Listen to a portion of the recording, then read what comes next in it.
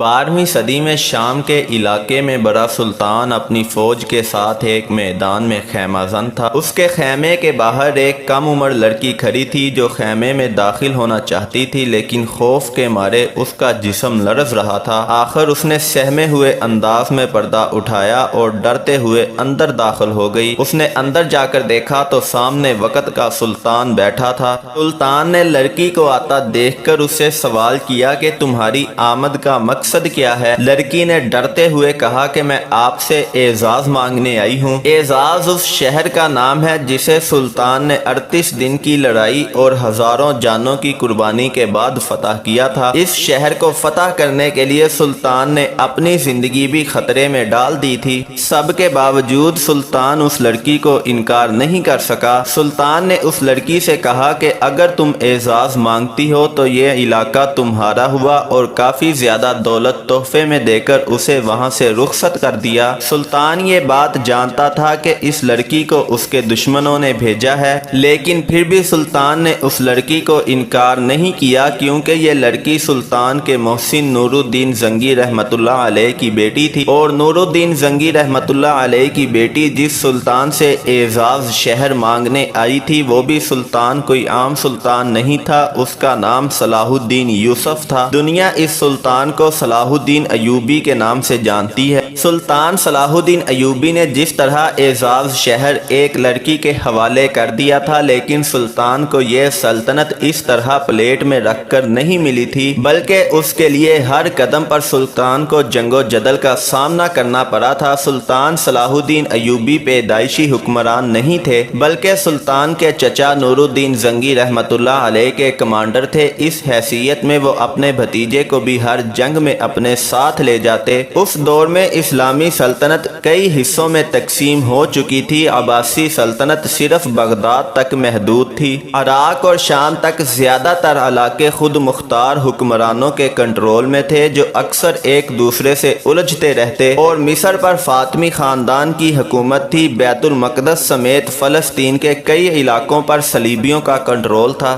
حالات میں نور الدین زنگی نے شام کے بیشتر علاقوں پر قبضہ کر لیا۔ پھر انہوں نے مصر کی مدد کے لیے فوج بھیجی تو صلاح الدین ایوبی بھی اس فوج میں شامل ہو کر مصر چلے گئے۔ اس وقت مصر کی حالت کرپشن کی وجہ سے کافی کمزور ہو چکی تھی۔ اختیارات خلیفہ سے زیادہ وزیروں کے کنٹرول میں تھے۔ ان حالات میں صلاح الدین ایوبی نے، جو اپنے چچا کی وفات کے بعد فوج کے کمانڈر بن چکے تھے، انہوں نے فاطمی خلیفہ کو حکومت سے ہٹا دیا اور وہ خود نور الدین زنگی کے گورنر کی حیثیت سے مصر پر حکومت کرنے لگے۔ مصر کے لوگوں نے کبھی اتنا رحم دل اور سخی حکمران نہیں دیکھا تھا۔ صلاح الدین ایوبی نے گورنر بنتے ہی قاہرہ کا سارا خزانہ غریبوں میں تقسیم کر دیا اور اپنے لیے ایک کوڑی تک بچا کر نہیں رکھی۔ صلاح الدین ایوبی شاید مصر کے گورنر کی حیثیت سے زندگی گزار دیتے، لیکن نور الدین زنگی کے انتقال نے ان کی زندگی میں ایک انقلاب برپا کر دیا۔ نور الدین زنگی کا بیٹا الصالح کم عمر تھا۔ سازشی درباریوں نے زنگی خاندان کی سلطنت آپس میں تقسیم کر لی۔ جب صلاح الدین ایوبی نے یہ صورتحال دیکھی تو انہوں نے مصر کو علیحدہ سلطنت میں تقسیم کر دیا اور خود اس کے سلطان بن گئے۔ پھر انہوں نے نور الدین زنگی کے سازشی درباریوں کو سبق سکھانے کا فیصلہ کیا اور شام پر حملہ کر دیا۔ سلطان کی خواہش تھی کہ نور الدین زنگی کا بیٹا ان کا ساتھ دے، لیکن وہ سازشی درباریوں کے ہاتھوں میں کھیل رہا تھا، اس لیے سلطان سے اس کی نہ بن سکی۔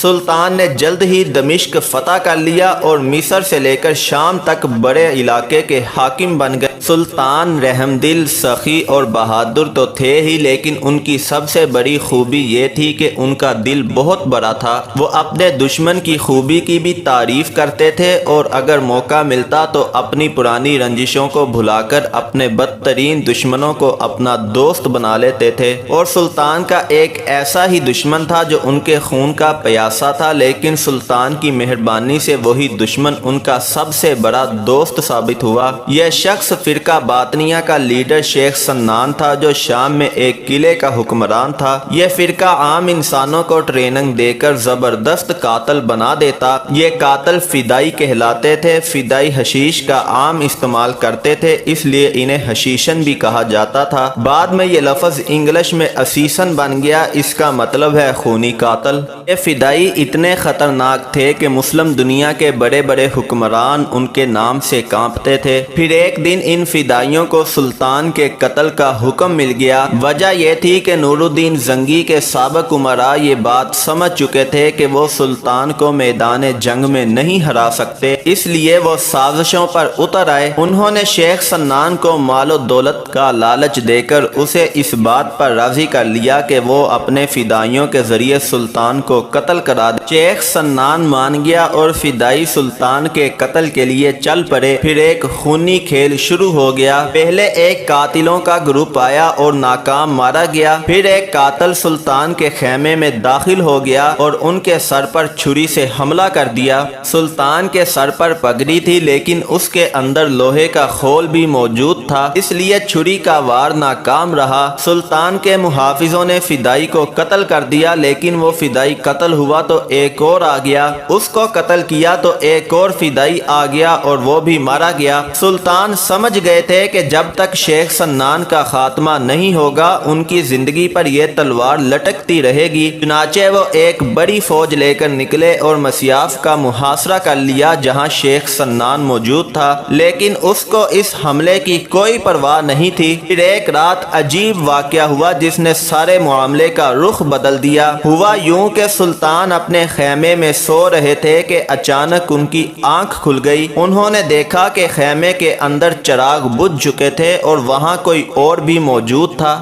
سلطان نے محافظوں کو آواز دی تو وہ دوڑتے ہوئے آئے۔ جب انہوں نے چراغ جلائے تو سب نے ایک حیرت انگیز منظر دیکھا کہ سلطان کے بستر کے ساتھ ایک خنجر پڑا ہوا تھا اور ساتھ ایک کاغذ کا ٹکڑا تھا جس پر لکھا تھا، بادشاہ سلامت، آپ ہمارے رحم و کرم پر ہیں، ذرا ہوش میں آئیں۔ سلطان بہت حیران ہوئے۔ ان کے حکم پر محافظوں نے خیمے کے گرد جائزہ لیا تو ایک شخص کے پاؤں کے نشان دکھائی دیے جو دور تک موجود تھے، لیکن کوئی پکڑا نہیں جا سکا۔ سلطان اپنے دشمنوں کی دیدہ دلیری اور جنگی صلاحیت سے بہت متاثر ہوئے۔ انہوں نے شیخ سنان کو دوست بنا لیا اور ایسا دوست بنایا کہ وہی شخص جو کبھی سلطان کے خون کا پیاسا تھا اب وہ سلطان سے مل کر انہی کے دشمنوں سے لڑتا رہا۔ تاہم بعض مورخین یہ بھی کہتے ہیں کہ اس رات سلطان کے خیمے میں کوئی نہیں آیا تھا۔ یہ واقعہ بالکل جھوٹ ہے۔ وہ یہ بھی کہتے ہیں کہ سلطان کے سخت محاصرے کی وجہ سے خوف زدہ ہو کر شیخ سنان نے خود رحم کی درخواست کی تھی۔ قصہ کچھ بھی ہو، بہرحال سلطان نے اپنے بدترین دشمن کو بھی اپنا اتحادی بنا کر اعلیٰ ظرفی اور سیاسی بصیرت کا ثبوت دیا۔ لیکن سلطان کے لیے سازشی امراء یا شیخ سنان نہیں بلکہ فلسطین کی صلیبی سلطنت سب سے بڑا خطرہ تھی۔ صلیبیوں نے 1099 میں بیت المقدس پر قبضہ کر لیا تھا۔ ان کی حکومت کو ایک صدی ہونے والی تھی، لیکن وہ علاقے کی باقی سلطنتوں کے ساتھ امن سے رہنے کے لیے تیار نہیں تھے۔ سلطان نے ان سے صلح کی کئی کوششیں کی کیونکہ وہ سب کے ساتھ پرامن طریقے سے رہنا چاہتے تھے۔ وہ تو آپس میں لڑنے والی مسلمان سلطنتوں کو بھی آپس میں متحد کرنا چاہتے تھے۔ سلطان کو صلیبیوں اور مسلمانوں دونوں سے ہی جنگیں لڑنا پڑی، لیکن وہ حقیقت میں دونوں ہی سے امن کے معاہدے چاہتے تھے۔ ایک طرف انہوں نے صلیبیوں سے صلح کے معاہدے کیے، دوسری طرف مسلمان حکمرانوں کی کانفرنس منعقد کروائی۔ اس کانفرنس میں طے پایا کہ اب یہ حکمران ایک دوسرے کے خلاف تلوار نہیں نکالیں گے۔ ان معاہدوں سے سلطان کو یقین تھا کہ اب خطے میں دوبارہ جنگ نہیں ہوگی، لیکن سلطان کے دشمن جلد ہی صلح کے معاہدے توڑنے لگے۔ موصل کا حکمران صلیبیوں سے مل کر سلطان کے خلاف سازشیں شروع کر دیتا تھا۔ سلطان نے اسے سخت سزا دی اور شہر کا محاصرہ کر لیا۔ آخر موصل کے حکمران نے بھی سلطان سے ایک معاہدے کے تحت امن قائم کر لیا۔ ہم صلیبی اپنے طاقت کے زوم میں سلطان سے مستقل صلح نہیں چاہتے تھے، چنانچہ 1177 میں سلطان نے فوج جمع کی اور مصر سے نکل کر فلسطین پر حملہ کر دیا۔ آغاز میں تو سلطان کو بہت کامیابی ملی اور کئی قلعوں کو فتح بھی کر لیا، لیکن لیکن ان قلعوں کی حفاظت کے لیے کافی فوج پیچھے چھوڑنا پڑی۔ چنانچہ جب سلطان فلسطین کے شہر رملہ کے قریب پہنچے تو ان کی فوج آدھی بھی نہیں تھی۔ صلیبیوں نے اس صورتحال کا فائدہ اٹھایا اور 25 نومبر 1177 کو سلطان پر اچانک حملہ کر کے انہیں پیچھے ہٹنے پر مجبور کر دیا۔ یہ پہلا موقع تھا جب سلطان کو میدان جنگ میں ناکامی ہوئی تھی، لیکن اصل سلطان تو وہی ہوتا ہے جو ناکامی سے بھی سبق سیکھتا ہے۔ اس جنگ کے بارے میں سلطان نے خود دمشق میں اپنے بھائی توران شاہ کو خط لکھا۔ سلطان نے لکھا کہ ہم بڑی مشکل سے جان بچا کر آئے ہیں، خدا کو ہم سے کوئی بہتر کام لینا تھا جو بچا لیا۔ سلطان کو اپنی شکست برابر کرنے کا موقع جلد ہی مل گیا۔ ہوا یوں کہ رملہ میں کامیابی حاصل کر کے صلیبی سمجھ رہے تھے کہ سلطان اب اپنی سلطنت کا دفاع نہیں کر سکتا، اس لیے بیت المقدس کے صلیبی حکمران نے دمشق پر چڑھائی کر دی، لیکن یہ اس کی غلطی تھی کیونکہ سلطان کی طاقت میں کوئی کمی نہیں آئی تھی۔ انہیں صرف کم تعداد کی وجہ سے پیچھے ہٹنا پڑا تھا، لیکن اس حملے کے جواب میں اب وہ اپنی پوری فوج جمع کر چکے تھے۔ 10 جون 1179 کو جب دونوں فوجیں آمنے سامنے ہوئیں تو سلطان نے اپنے فوجیوں کے سامنے زبردست تقریر کی۔ سلطان نے کہا کہ مسلمان ذلت کی زندگی پر موت کو ترجیح دیتا ہے، آگے بڑھو اور دشمن کو بتا دو کہ مسلمان پیٹھ پر نہیں سینے پر زخم کھاتا ہے۔ چنانچہ جب جنگ شروع ہوئی تو سلطان کی فوج نے دشمن کو عبرتناک شکست دی۔ شکست خوردہ دشمن نے صلح کی درخواست کی۔ سلطان اگر چاہتے تو اسی وقت دشمن کی شکست اور کمزوری کا فائدہ اٹھا کر بیت المقدس کو دشمن سے چھین سکتے تھے۔ انہیں اس بات کا بھی احساس تھا کہ دشمن صلح کا معاہدہ بھی توڑ سکتا ہے، لیکن پھر بھی انہوں نے رحم سے کام لیا اور اپنے بدترین دشمنوں سے صلح کر لی۔ لیکن یہ صلح ماضی کے معاہدوں سے بالکل مختلف تھی کیونکہ یہ صلح آخری صلح تھی۔ صلح کے بعد چند سال تو سکون سے گزرے، لیکن 1185 میں صلیبی حکمران کور کے مرض میں مبتلا ہو کر مارا گیا۔ جب تک وہ زندہ رہا صلح کے معاہدے پر عمل بھی کرتا رہا۔ اس کے مرنے کے بعد صلیبی سلطنت بھی امراء کی سازشوں کا شکار ہونے لگی۔ اسی دوران گائے بیت المقدس کا حکمران بن گیا۔ اب دوبارہ سازشوں کا آغاز ہو چکا تھا۔ ایک صلیبی سردار رینالڈ نے مسلمانوں کو تنگ کرنا شروع کر دیا۔ یہ سردار اس حد تک چلا گیا کہ اس نے مدینہ منورہ میں نبی پاک حضرت محمد مصطفیٰ صلی اللہ علیہ وآلہ وسلم کے روضہ مبارک کو معاذ اللہ مسمار کرنے کا ارادہ کیا۔ اس نے صرف ارادہ نہیں کیا بلکہ اپنے بحری جہازوں کے ذریعے عرب ساحلی علاقوں پر حملے بھی کروائے، لیکن سلطان کے بحری جنگی بیڑوں نے رینالڈ کے بحری بیڑے کو تباہ کر کے اس ناپاک منصوبے کو ناکام بنا دیا۔ لیکن رینالڈ اپنی حرکتوں سے باز نہیں آیا۔ اس نے مصر اور شام کے درمیان سفر کرنے والے مسلمانوں کے قافلوں کو لوٹنا شروع کر دیا۔ صرف تجارتی قافلے ہی نہیں بلکہ حاجیوں کے قافلوں کو بھی لوٹا گیا۔ رینالڈ نے ایک ایسے قافلے پر بھی حملہ کر دیا جس میں سلطان کی بہن موجود تھی۔ قافلہ تو لوٹ لیا گیا لیکن سلطان کی بہن کسی نہ کسی طرح دشمن سے بچ کر سلطان کے خیمے میں جا پہنچی تو قافلے پر ڈھائے جانے والے ظلم کا احوال بیان کیا۔ قافلے کا حال سن کر اور اپنی بہن کی بے عزتی پر سلطان کا خون کھول اٹھا۔ سلطان نے قسم کھائی کہ وہ رینالڈ کو اپنے ہاتھوں سے قتل کرے گا۔ بہرحال سلطان نے اپنے تمام اتحادیوں اور گورنروں کو خط لکھے اور انہیں کہا کہ وہ فوج لے کر سلطان کی مدد کو پہنچیں، کیونکہ اب صلیبیوں کے خلاف فیصلہ کن جنگ کا وقت آ گیا ہے۔ لہٰذا مصر اور شام سمیت کئی مسلمان ممالک سے بڑی تعداد میں فوج دمشق پہنچنے لگی، جسے سلطان نے اس وقت اپنا ہیڈ کوارٹر بنا رکھا تھا۔ سلطان نے فوج جمع کی اور صلیبیوں کے زیر کنٹرول شہر ٹائبرس کا محاصرہ کر لیا۔ جواب میں رینالڈ نے بھی جنگ کی تیاری شروع کر دی۔ وہ گائے کا گہرا دوست بھی تھا، اس لیے گائے بھی میدان میں آ گیا۔ اس نے سلطان سے صلح کا معاہدہ بھی توڑ دیا۔ کہا جاتا ہے کہ بیت المقدس پر قبضے کے بعد سے صلیبیوں نے اتنی بڑی فوج جمع نہیں کی تھی جو سلطان کے مقابلے پر آئی۔ گائے اور رینالڈ کی متحدہ فوج نے سلطان کی طرف پیش قدمی شروع کر دی۔ سلطان نے صلیبیوں کو فیصلہ کن شکست دینے کے لیے حطین کا علاقہ چن لیا۔ اس علاقے میں پانی کے چند ایک چشمے تھے اور زیادہ تر علاقہ ویران اور بنجر تھا۔ سلطان کی فوج پانی کے چشموں کے پاس ٹھہر گئی، جبکہ صلیبیوں کو سلطان تک پہنچنے کے لیے 20 کلومیٹر کے ایک ایسے علاقے سے گزرنا تھا جہاں پانی ہی نہیں تھا۔ کچھ صلیبی کمانڈروں نے کہا کہ انہیں آگے بڑھنے میں خطرہ ہے کیونکہ آگے پانی نہیں ملے گا، لیکن گائے نے ان کی بات نہیں مانی کیونکہ اسے اعتماد تھا کہ جنگ میں اسے کوئی نہیں ہرا سکتا۔ اس کے اس یقین کی وجہ صلیب اعظم تھی۔ صلیبیوں کے پاس ایک بہت بڑی صلیب تھی جس میں لکڑی کا ایک ٹکڑا نمایاں تھا۔ ان کا عقیدہ تھا یہ ٹکڑا اسی اصل صلیب کا ہے جس پر حضرت عیسیٰ علیہ السلام کو رومیوں نے مصلوب کیا تھا۔ صلیبی فوج صلیب اعظم کو 20 بار میدان جنگ میں لے کر گئی تھی اور ہر بار فتح حاصل کی تھی۔ گائے اور اس کے ساتھی بھی یہی سمجھتے تھے کہ صلیب اعظم کی موجودگی میں یہ جنگ بھی وہی جیتیں گے، اس لیے انہوں نے راستے کی ساری مشکلات کو نظر انداز کر دیا، لیکن یہ ان کی سب سے بڑی بھول تھی۔ یہ فوج جیسے جیسے آگے بڑھتی گئی تو گرمی اور پیاس کی شدت سے نڈھال ہوتی گئی۔ چنانچہ جب یہ سلطان کی فوج کے سامنے پہنچی تو پیاس اور تھکن سے نڈھال ہو چکی تھی۔ جب رات ہوئی تو سلطان کے فوجیوں نے صلیبیوں کے کیمپ میں گھس کر گھوڑوں کی گھاس کے گٹھوں کو آگ لگا دی۔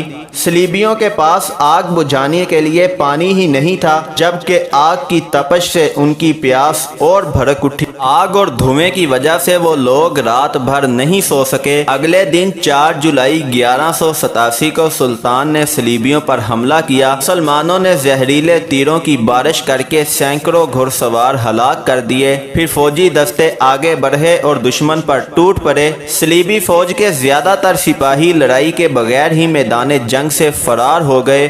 جو باقی بچے ان میں مقابلے کی طاقت ہی نہیں تھی، اس لیے وہ آسانی سے مارے گئے یا پکڑے گئے۔ صلیب اعظم بھی مسلمانوں کے قبضے میں آ چکی تھی۔ رینالڈ اور گائے دونوں جنگی قیدی بنے۔ صلیبی لشکر کے سپاہی پیاس سے ہانپ رہے تھے۔ سلطان نے انہیں پانی پلانے کا حکم دیا۔ گائے کو ٹھنڈا عرق گلاب پلایا گیا، لیکن رینالڈ کو بدعہدی کی بھرپور سزا دی گئی۔ سلطان نے اپنے ہاتھوں سے اس کا سر قلم کر دیا۔ یہ دیکھ کر گائے ڈر گیا کہ اب اس کے بعد میری باری ہے، لیکن سلطان نے اسے اطمینان دلاتے ہوئے یقین دلایا کہ بادشاہ بادشاہوں کو قتل نہیں کیا کرتے۔ اب سلطان بیت المقدس کی طرف بڑھے۔ شہر کا حکمران تو پہلے ہی ان کی قید میں تھا۔ ان کو یقین تھا کہ بیت المقدس آسانی سے فتح ہو جائے گا، لیکن صلیبیوں نے سلطانی فوج کا 1 ہفتے سے زیادہ عرصے تک ڈٹ کر مقابلہ کیا اور دونوں طرف سے بھاری جانی نقصان ہوا۔ سلطان کی فوج نے آگ کے گولوں کی بارش کر کے دیواروں میں شگاف پیدا کر دیے۔ صلیبیوں کو خوف ہوا کہ اگر مسلمان شہر پر قابض ہو گئے تو کہیں ان کے بیوی بچوں کو غلام ہی نہ بنا لیں، لہٰذا انہوں نے لڑائی کا ارادہ ترک کر کے سلطان کے رحم کو پکارا، اور سلطان نے بھی اس پکار کا جواب رحم دلی سے ہی دیا۔ حالانکہ بیت المقدس وہی شہر تھا جہاں 88 برس پہلے صلیبیوں نے قبضہ کیا تھا تو خون کی ندیاں بہا دی گئی تھیں، لیکن سلطان سنت رسول پر عمل کرنے والے انسان تھے۔ جیسے نبی پاک حضرت محمد مصطفیٰ صلی اللہ علیہ وآلہ وسلم نے فتح مکہ کے موقع پر اپنے بدترین دشمنوں کو معاف کر دیا تھا، اسی طرح فاتح بیت المقدس نے بھی اپنے دشمنوں کو معاف کر دیا۔ انہوں نے شرط عائد کی کہ ہر عیسائی مرد 10 دینار اور عورت 5 دینار ادا کرے اور آزادی حاصل کر لے۔ جو ایسا نہ کر سکے اسے غلام بنا لیا جائے گا۔ دلچسپ بات یہ ہے کہ صلیبیوں کے مذہبی رہنماؤں نے فوراً یہ رقم ادا کی اور زندہ سلامت نکل گئے۔ مذہبی رہنماؤں کا لیڈر تو ہیرے جواہرات سے لدے ہوئے صندوق بھی سلطانی فوج کے سامنے لے کر چلا گیا، لیکن اتنی دولت لے جانے والے اپنے پیچھے غریب صلیبیوں کو چھوڑ گئے تھے جن کا فدیہ دینے والا کوئی نہیں تھا۔ یہ صلیبی خوف زدہ تھے کہ سلطان کے فوجی انہیں غلام بنا لیں گے، لیکن سلطان نے ان غریب صلیبیوں کو مفت آزادی بخش دی۔ کچھ صلیبی سلطان کے حسن سلوک سے متاثر ہو کر اسی شہر میں ٹھہر گئے۔ سلطان کے حسن سلوک اور رحم دلی کا ویسٹ بھی اعتراف کرتا ہے۔ 2 اکتوبر 1187 کو بیت المقدس پر سلطان کو مکمل کنٹرول حاصل ہو چکا تھا۔ 88 برس بعد بیت المقدس آزاد ہو چکا تھا۔ سلطان نے گائے کو بھی آزاد کر دیا، لیکن اس شخص نے آزادی کا ناجائز فائدہ اٹھایا اور بیت المقدس سے نکلنے والے صلیبیوں کو ساتھ ملا کر ساحلی شہر آقا کا محاصرہ کر لیا۔ ادھر بیت المقدس ہاتھ سے نکلنے پر سارے یورپ میں کوہرام مچ گیا اور جنگ کی تیاریاں ہونے لگی۔ برطانیہ میں صلاح الدین ٹیکس لگایا گیا تاکہ پیسے جمع کر کے سلطان کے مقابلے میں فوج جمع کی جا سکے، اور یہ اعلان بھی کیا گیا کہ جو لوگ سلطان کے خلاف لڑنے جائیں گے ان کے گناہ معاف ہو جائیں گے۔ جرمنی اور فرانس میں خواتین نے اپنے زیور بیچ کر پیسے فوج کی مدد کے لیے دیے۔ چنانچہ برطانیہ کا بادشاہ رچرڈ، جسے شیر دل بھی کہا جاتا تھا، فرانس اور جرمنی کی فوجوں کے ساتھ آقا پہنچ گیا۔ رچرڈ نے صلیبی لشکر کی کمان سنبھالی تھی۔ مسلمان اور صلیبی شدید جنگ میں الجھے تھے۔ اس دوران سلطان بری طرح بیمار ہو گئے، جس کی وجہ سے محاذ پر ان کی فوج کو نقصان پہنچنے لگا۔ سلطان کو محفوظ مقام پر جانے کا مشورہ دیا گیا، لیکن ان کی غیرت نے گوارا نہ کیا کہ وہ اپنے ساتھیوں کو دشمن کے رحم و کرم پر چھوڑ کر چلے جائیں۔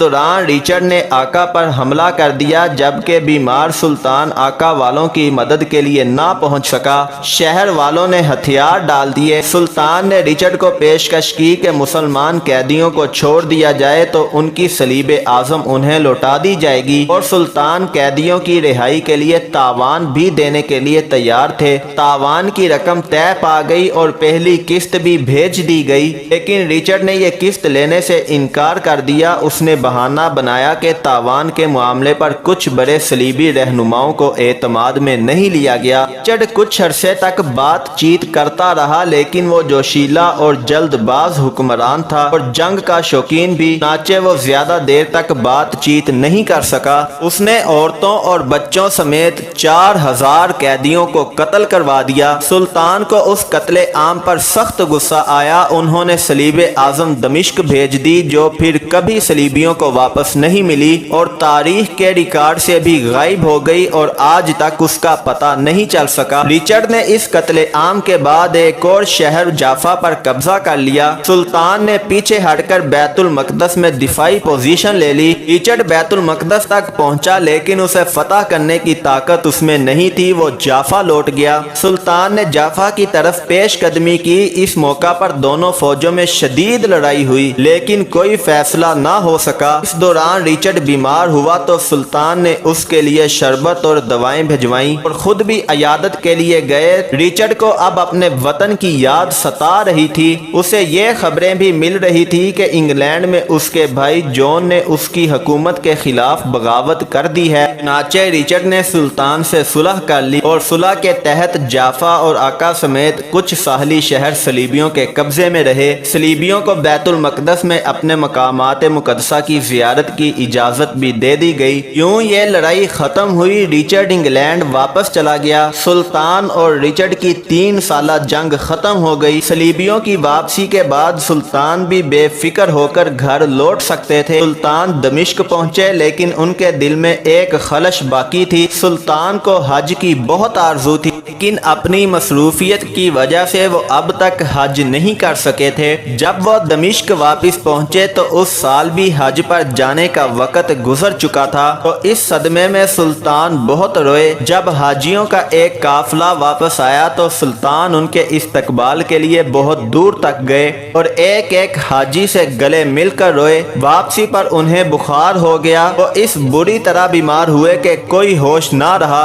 حالت یہ تھی کہ حفاظ کرام مسلسل ان کے سرہانے بیٹھے تلاوت قرآن کرتے رہتے، جبکہ دمشق کے شہری ان کی خیریت دریافت کرنے کے لیے ان کے گھر کے باہر جمع ہو جاتے۔ 4 مارچ 1193 کی صبح سلطان نے آنکھیں کھولی تو تلاوت قرآن پاک سن کر مسکرائے۔ پھر انہوں نے لب ہلائے جیسے کچھ پڑھ رہے ہوں، پھر روح پرواز کر گئی۔ شہر کے لوگ سلطان کی وفات پر دھاریں مار مار کر رونے لگے۔ سلطان کو دمشق میں دفن کر دیا گیا۔ سلطان نے اپنی زندگی میں ایک تاریخی جملہ کہا تھا کہ میں اس بحث میں نہیں پڑتا کہ اسلام تلوار سے پھیلا یا اخلاق سے، لیکن اسلام کو قیامت تک باقی رکھنے کے لیے ہمیشہ تلوار کی ضرورت رہے گی۔ سلطان کے مزار کی دیوار پر آج بھی یہ الفاظ تحریر ہیں: سلطان کی قبر پر حاضری دینے والے یہ مت سمجھنا کہ جس دن صلاح الدین ایوبی مرا اس دن ایک بندہ مرا، بلکہ اس دن پوری امت مر گئی تھی۔